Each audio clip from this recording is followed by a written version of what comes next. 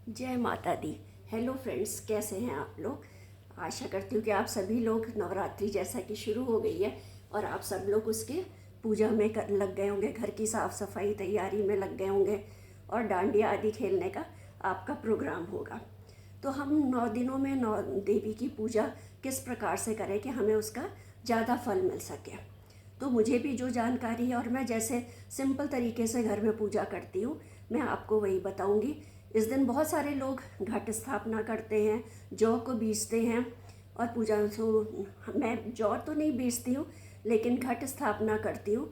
और साथ ही साथ उसमें तो घट स्थापना में मैं इसमें कॉइन डालती हूँ, चावल डालती हूँ, हल्दी की गांठ, सुपारी, लौंग, इलायची, थोड़ा सा गंगा जल और इत्र, ये सब मैं डाल करके फिर उसमें केले के, आपके इसके आम के पत्ते, अगर आम के पत्ते नहीं मिलते हैं तो अशोक के पत्ते लगा करके और फिर हम उसमें नारियल पे चुन्नी लपेट करके रखते हैं।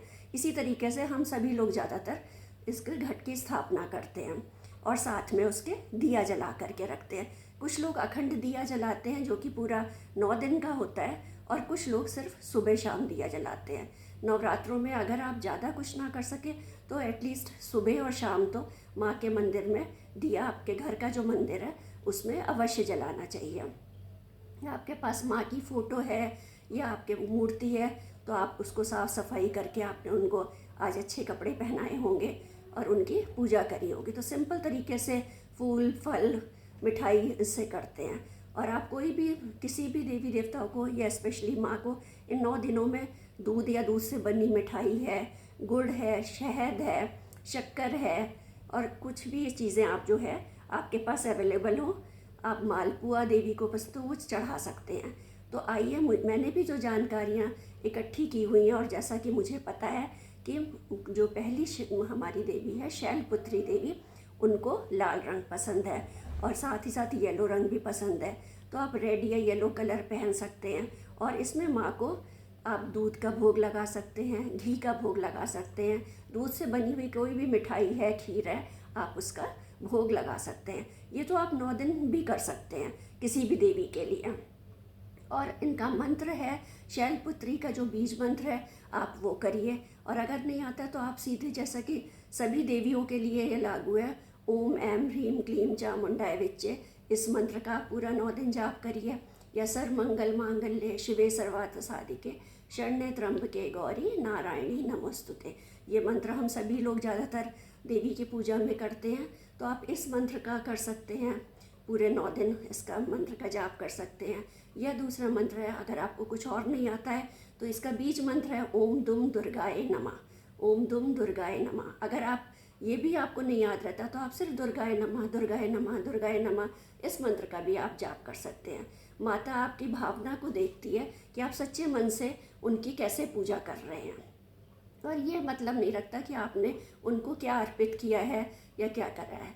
लेकिन फिर भी अगर आप जानना चाहते हैं और हम लोग चाहते हैं कि हम उनकी पूजा अच्छे तरह से करें, तो दूसरी, पहली शैलपुत्री को मैंने आपको बताया कलर रेड और येलो कलर होता है। दूसरा ब्रह्मचारिणी माता का ग्रीन कलर है, तो उनका हम ग्रीन कलर पहनाते हैं और साथ में उनको हम मेवा है, मिश्री है और घी, आपको कोई भी है, ये कोई भी मेवा आप जैसे ड्राई फ्रूट्स में आप कोई भी ले सकते हैं, बादाम, काजू, किशमिश, मखाने, मिश्री, इन सब का पंचमेवा का आप, अगर आप कुछ नहीं करते, आप पंचमेवा का प्रसाद उनको रोज़ लगा सकते हैं।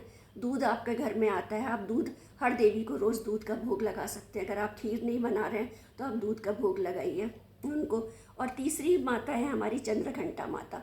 चंद्रघंटा माता का कलर है ग्रे कलर और इनको क्या कहते हैं, मखाने की खीर ज़्यादातर बना करके चंद्रघंटा माता को चढ़ाई जाती है। चौथी माता है हमारी स्कंद माता। चौथी हमारी है कूष्मांडा देवी। कूष्मांडा देवी का कलर है ऑरेंज, और ऑरेंज कलर के साथ साथ ही इनको, देवी को इस दिन मालपुआ चढ़ाया जाता है। कूष्मांडा माता को मालपुए का भोग लगाया जाता है और इनका कलर है ऑरेंज कलर। उसके बाद हमारे आती है स्कंद माता। स्कंद माता को भी हम वाइट कलर पहनते हैं, रेड और येलो कलर भी इसमें हम पहन सकते हैं।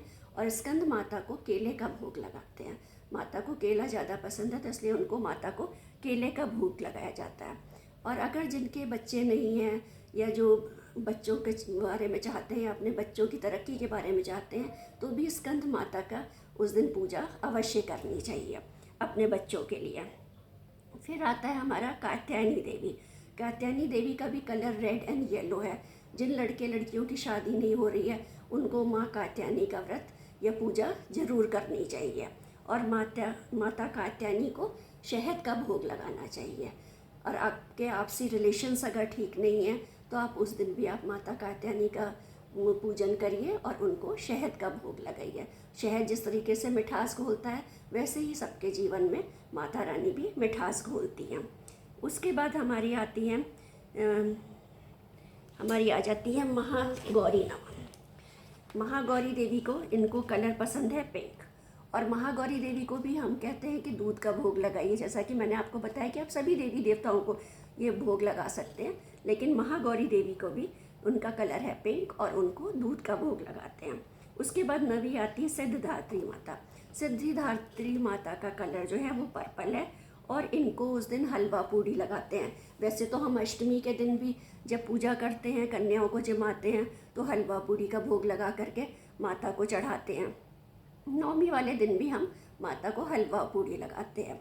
आप इन दिनों में क्योंकि व्रत रखते हैं तो आप उनको कोई भी बताया ड्राई फ्रूट्स है, मखाने माता को बहुत पसंद है, मिश्री बहुत पसंद है, तो आप कोई भी चीज़ इसमें से उनको लगा सकते हैं। और ज़रूरी नहीं है कि आप पूरे व्रत रखें।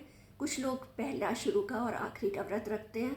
कुछ लोग क्या कहते हैं सिर्फ 2 रखते हैं लास्ट वाले, कुछ लोग 2 शुरू वाले रखते हैं। जोड़े में इनका व्रत रखा जाता है माता का। तो आप अपनी सुविधा अनुसार और अपनी सेहत के अनुसार जैसा भी आपको ठीक लगता है आप वैसे इनका माता का व्रत कर सकते हैं।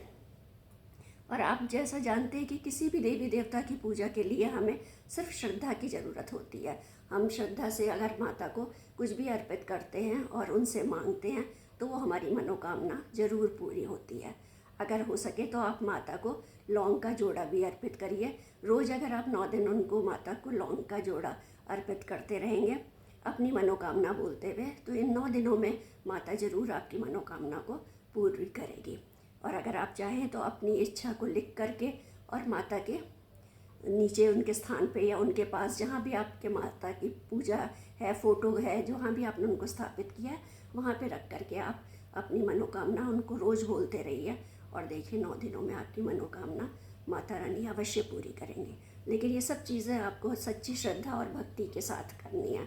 माता प्यार और भक्ति की आपके सच्चे दिल से प्रार्थना करने की उसकी भूखी है। आप माता को जो हो सके वो अर्पण कीजिए, इससे माता को कोई फ़र्क नहीं पड़ता। लेकिन अगर आप किसी को भी अगर आपके घर आता है, आप उसको बुलाते हैं तो आप उसको कुछ भी खिलाएं वो खा लेगा, लेकिन अगर आप उसके मनपसंद चीज़ें उसको खिलाएंगे तो वो ज़्यादा खुश होकर के खाएगा।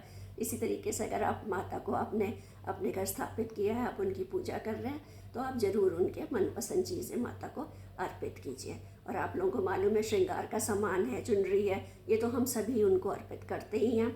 और अष्टमी या नवमी को बहुत से लोग कंजक पूजन भी करते हैं। उस दिन आप अपने घर अगर हो सके तो छोटी कन्याओं को बुला करके उनको आप उनके पसंद की चीज़ें दीजिए, खाने की भी चीज़ें उनकी पसंद की दीजिए। हलवा पूड़ी का तो भोग लगता ही है, लेकिन उसके अलावा अगर आप उनके पसंद के खाने की कुछ और चीज़ें भी दें तो वो बहुत अच्छा होता है। बच्चे उससे ज़्यादा खुश हो जाते हैं, क्योंकि हलवा पूड़ी खा खा करके उनका पेट बहुत भर जाता है और उनको लगता है कि कुछ हमें नई चीज़ें खाने के लिए मिले। तो अगर आप उनको कुछ और भी नया खाने के लिए देंगे तो उससे वो बहुत, हलवा पूड़ी तो आप उनको दीजिए ही, लेकिन साथ में उनको कुछ और भी अवश्य दीजिए। आई होप आपको मेरी ये सब छोटी छोटी सी जानकारियाँ पसंद आई होंगी। अगर पसंद आई हो तो प्लीज़ मेरे चैनल सृजन बाई नीलू को लाइक एंड सब्सक्राइब कीजिए, और हो सके तो अपने फैमिली एंड फ्रेंड्स के साथ इसको शेयर कीजिए, ताकि और दूसरे लोग भी माता रानी के 9 दिनों में इसका अच्छे ज़्यादा से ज़्यादा उपयोग कर सकें और उनका फल पा सकें। और इसको करने से आप लोगों को भी इसका पुण्य मिलेगा कि आपने उसको शेयर करा, दूसरों को जानकारी दी है। इसलिए मुझे भी जितना पता था मैंने सोचा आप लोगों को बता दूँ। जय माता दी। ओम।